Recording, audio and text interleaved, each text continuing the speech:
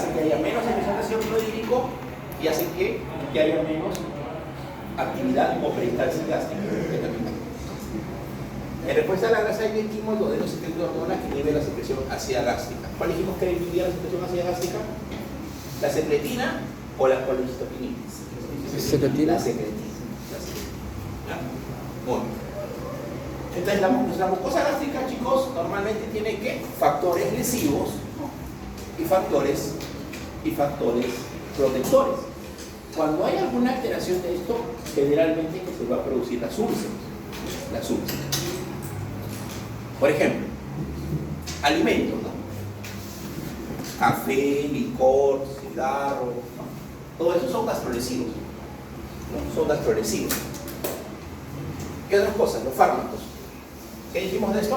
¿Cuáles son los más gastrolesivos? La misma pexina, ¿no? ¿Qué hace la pexina? Degrada proteínas.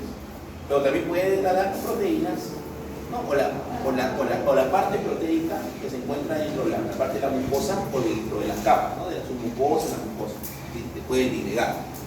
Pues todo esto y el pH, ¿no? El pH hace.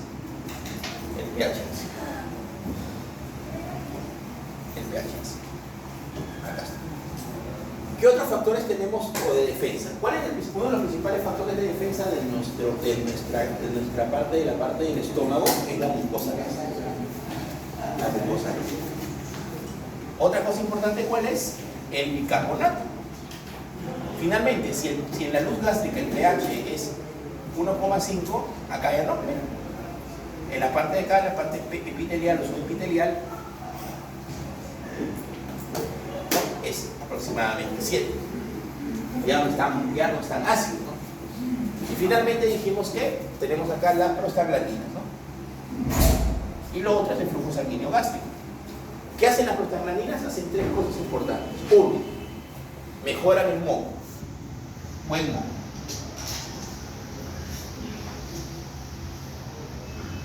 ¿Qué más hacen?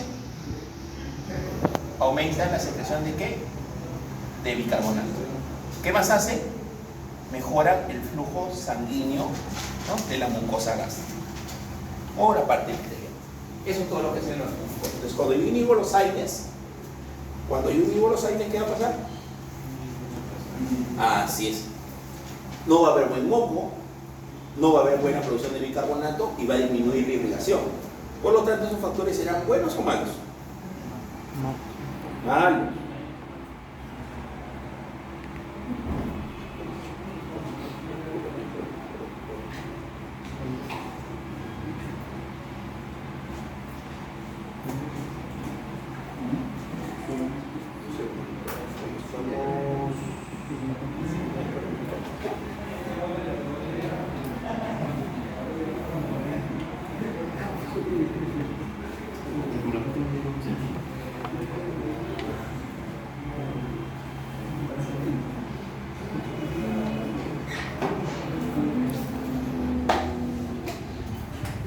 Y factores protectores, ¿ya? Para poder tener. Entonces, cuando aumentan los factores lesivos o disminuyen los factores protectores, habrá mayor posibilidad de que tengamos úlceras, ¿no? Úlceras. El moco de la mucosa gástrica hay dos tipos de moco: moco insoluble, por nivel delgado, estable, que sería la mucosa y provee protección de las acciones proteolíticas de ¿qué? De la pexina, ¿no? Si el moco insoluble protege de la acción proteolítica de la pexina. El moco hidrosoluble se elimina por la mucosa y se mezcla con el contenido luminal, convirtiéndose en un lubricante que impide el daño. Es decir, el insoluble nos ayuda para disminuir el efecto proteolítico de la pexina, y el hidrosoluble es más que todo como un lubricante. Es como la saliva, ayuda a que el bolo alimenticio pase más fácilmente.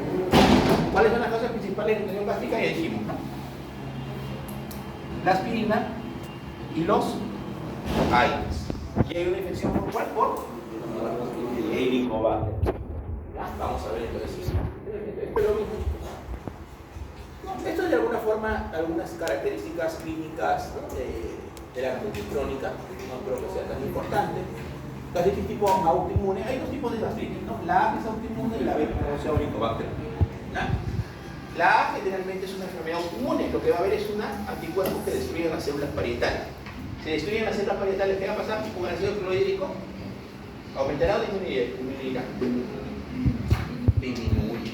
Puede haber atrofia de las células, porque dijimos que finalmente la gastrina tiene también un efecto estimular, estimulante del crecimiento. Y si de alguna forma, claro, y yo tengo, eso es lo que iba a decir, si falta la vitamina B12 no voy a tener.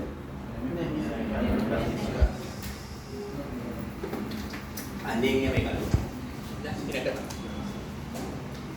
Pérdida de células parietales, ¿no? ¿Qué va a pasar con mi pH gástrico? ¿Aumentará o disminuirá? Aumenta, porque va a ser más alcalino. Y si tengo un pH alcalino, tendré más riesgo de ¿qué? De infecciones digestivas, porque se me ha ido la acidez protectiva, es bactericida. ¿Ya?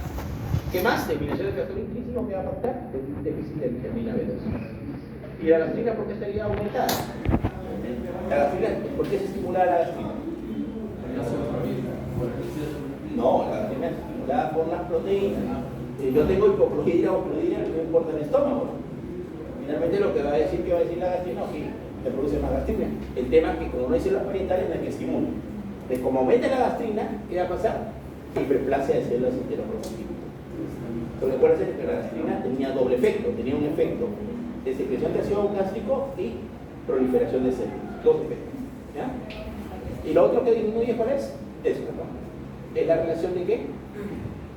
Del P1 con el P2, que es la relación, ¿no?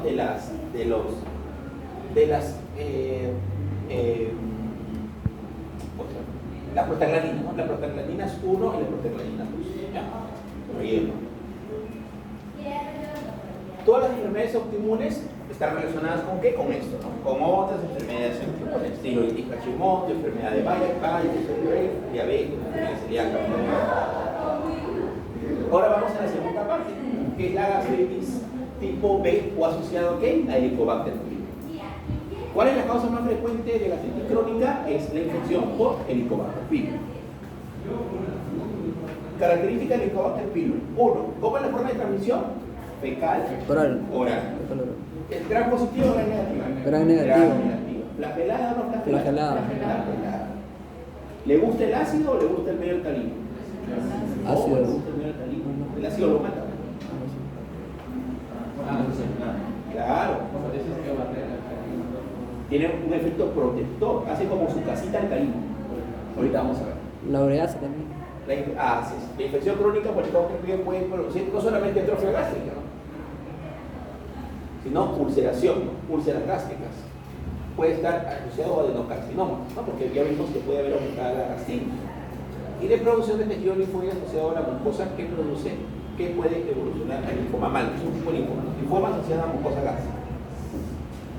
¿No? Si hay alto nivel de producción de ácido, ¿qué va a pasar? Miren, acá. Por el tema del Helicobacter pylori, puede haber, ¿no? Infección crónica por Helicobacter pylori. Y si el Helicobacter pylori está más cerca de la parte antral, vamos a ver más úlceras duodenales. Generalmente el Helicobacter pylori, ¿qué le gusta más? ¿El antro o el fondo? El antro. Por eso que las úlceras duodenales están asociadas en un 95% ¿a qué? Al Helicobacter. ¿Ya? Porque la úlcera duodenal depende más del ácido. Depende más del ácido.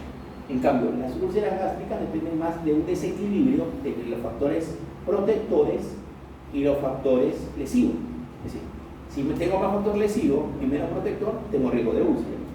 Si tengo poco protector, tengo mayor efecto lesivo, y poco protector, tengo más riesgo de úlcera. Así. En cambio, las úlceras duodenales de alguna forma tienen más relaciones con ¿qué? Con el Helicobacter pylori. Muy bien. Puede estar asintomático, mal, ¿no? Gastritis atrófica, gastritis lo que hemos visto, y puede haber ¿qué? Cáncer, ¿no? Cáncer.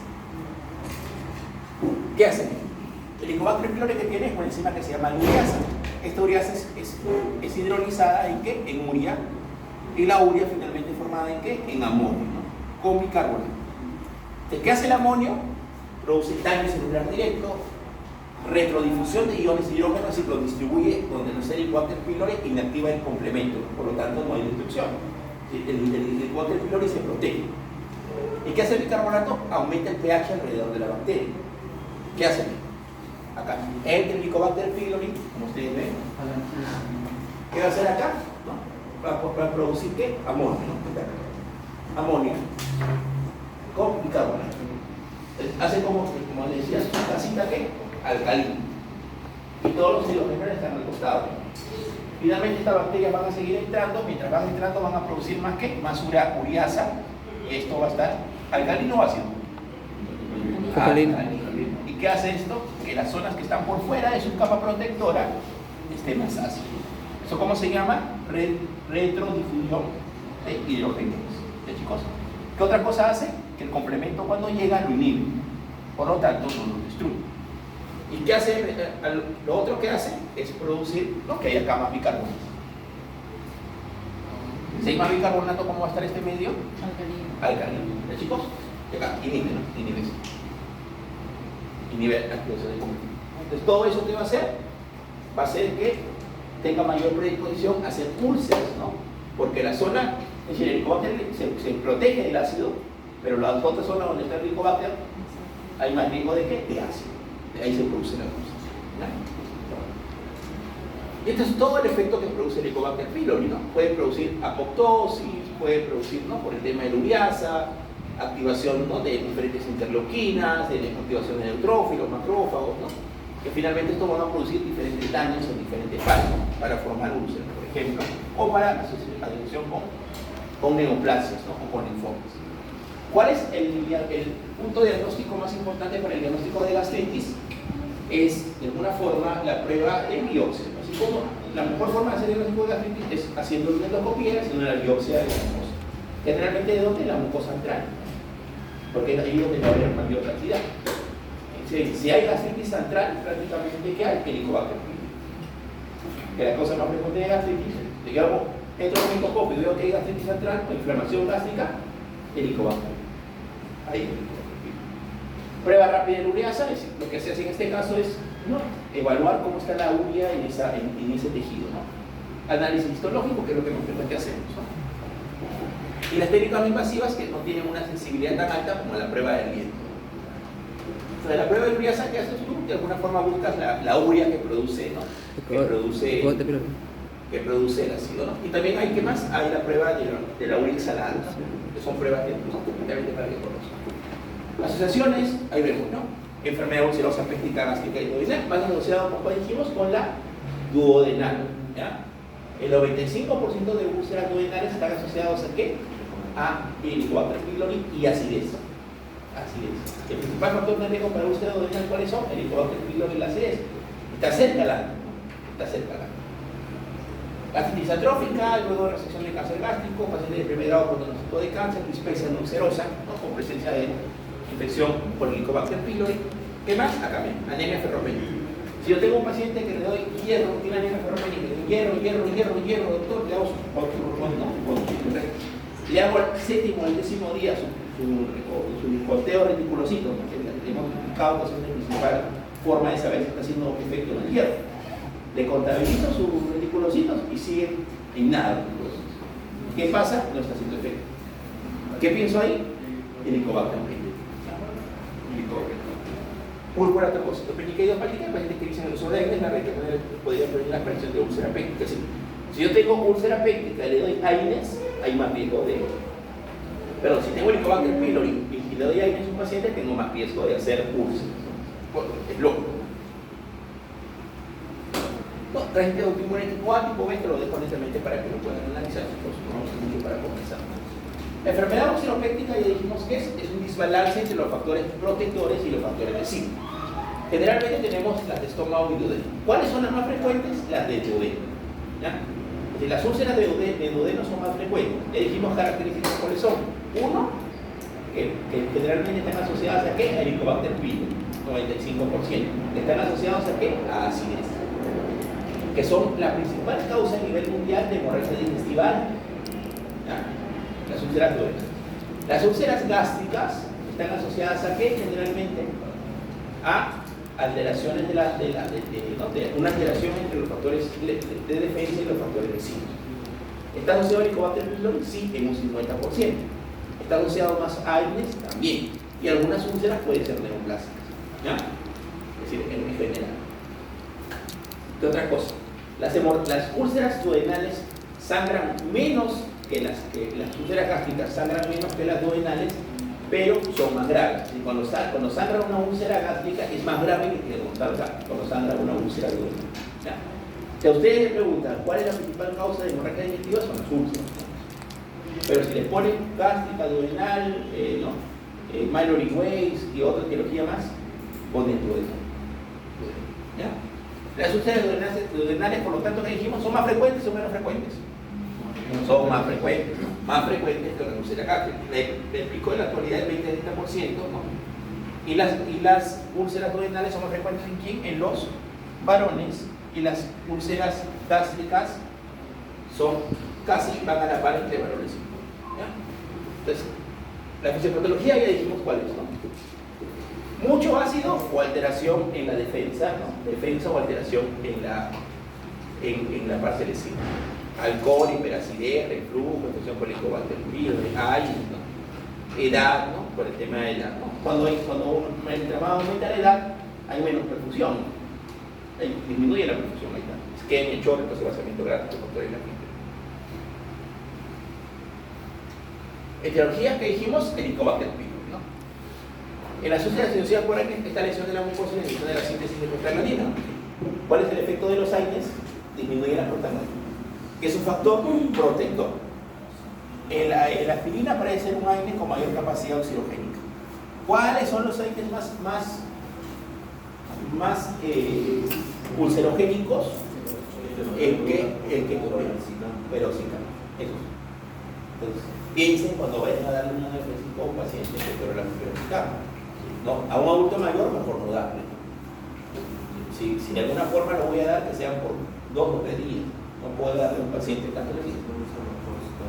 Claro. ¿Cuál es la diferencia entre esto y otro? Aprovechando la pregunta, es que los COX-2 solamente inhiben el proceso inflamatorio. ¿Sí? El COX-1, ¿qué hace? Tiene una inhibición que no es selectiva. Es decir, inhibe la parte inflamatoria, que es lo que yo quiero. O sea, cuando yo le doy un antiinflamatorio, ¿qué es lo que quiero? Disminuir la inflamación, ¿cierto? Pero indirectamente inhibe la otra parte, ¿no? Inhibe al tromboxano A2, inhibe ¿qué más? A la prostaglandina. Es decir, en un paciente que tiene enfermedad, cardiovascular, sí es bueno darle un medicamento antiagregante, ¿no? Pero nosotros no, pues. Es decir, nosotros necesitamos que nuestro tromboxano A2 esté bien, ¿o no? ¿Sí? Porque si nos cortamos, necesitamos que hagamos una buena regulación, pues. En cambio, si nosotros tuviéramos alguna enfermedad cardiovascular, un DCD, un infarto, es diferente. Ahí sí es diferente.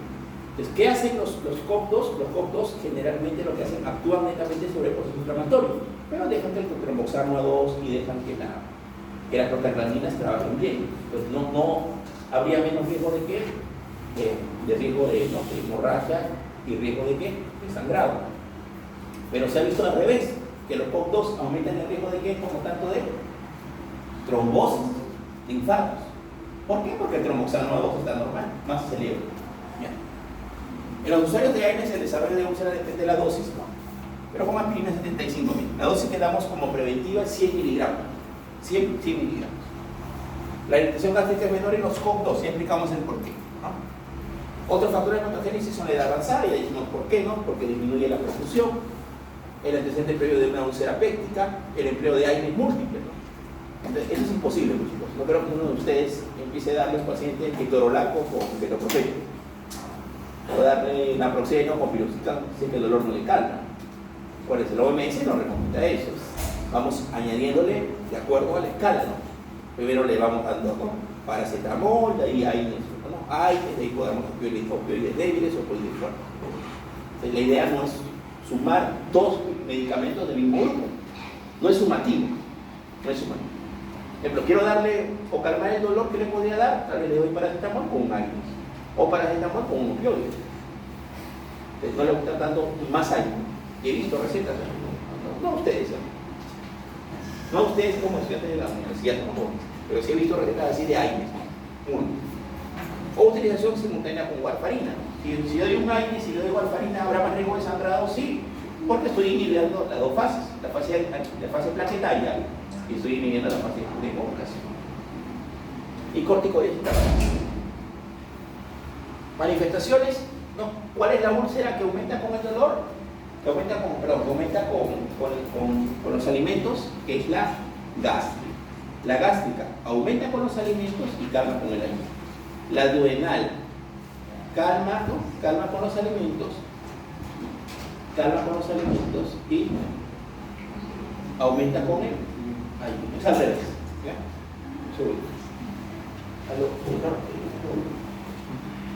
No, en el periódico se puso por semanas o meses, luego suele exceder con antiácidos al ingerir alimentos.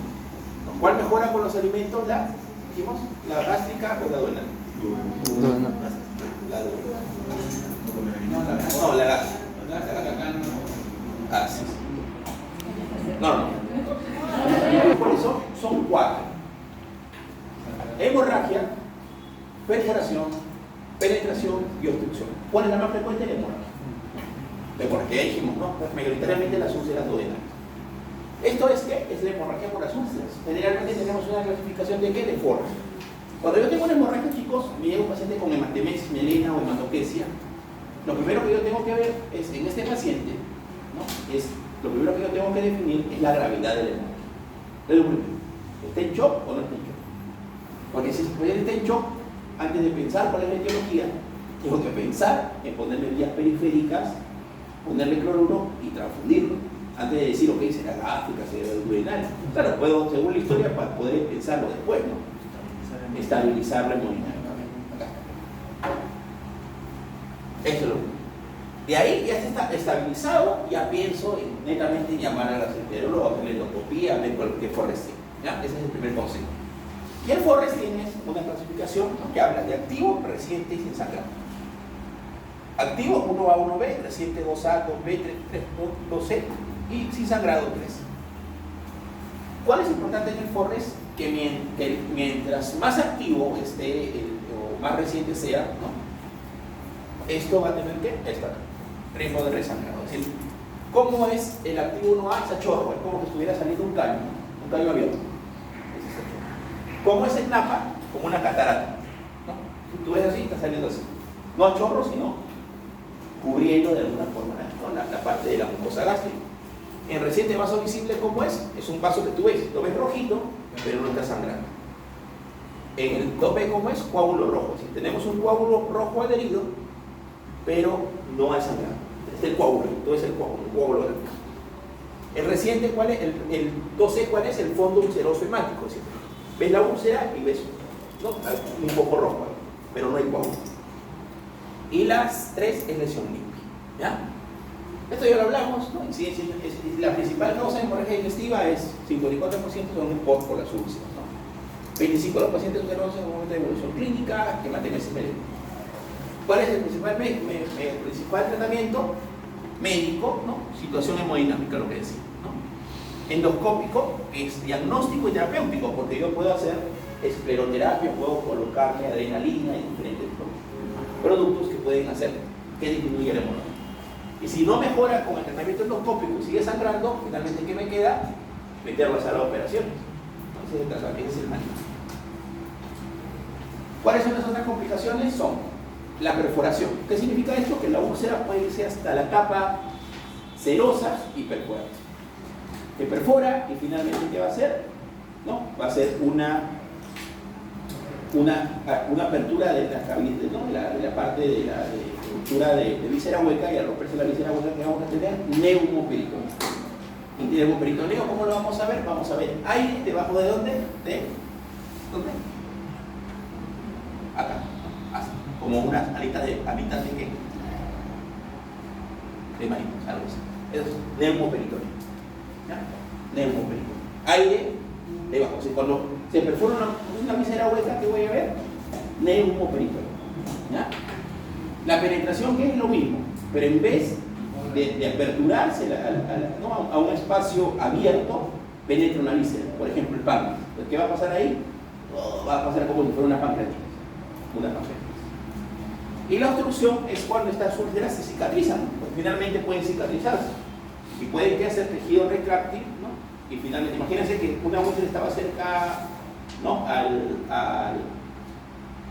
a la parte, ¿no? del árbol, cerca a la parte, ¿no? ¿Qué pasa? Si se está cerca al acto o más cerca al píloro, ¿no? ¿Qué va a hacer en el píloro? Puede hacer que no se abra bien, ¿no? Y la comida no va a pasar. Entonces, ¿cómo se llama eso? Un síndrome píloro. Un síndrome píloro. Característicamente, ¿qué va a tener el paciente? Va a comer, y 8 horas después vomita. ¿No? Esa es la característica del síndrome píloro.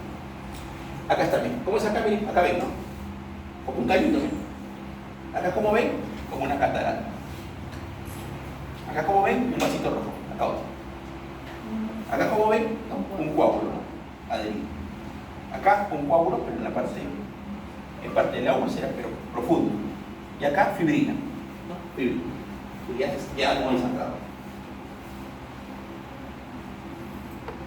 Muy bien, chicos. Creo que esto era todo lo que queríamos manifestarle hoy. Creo que son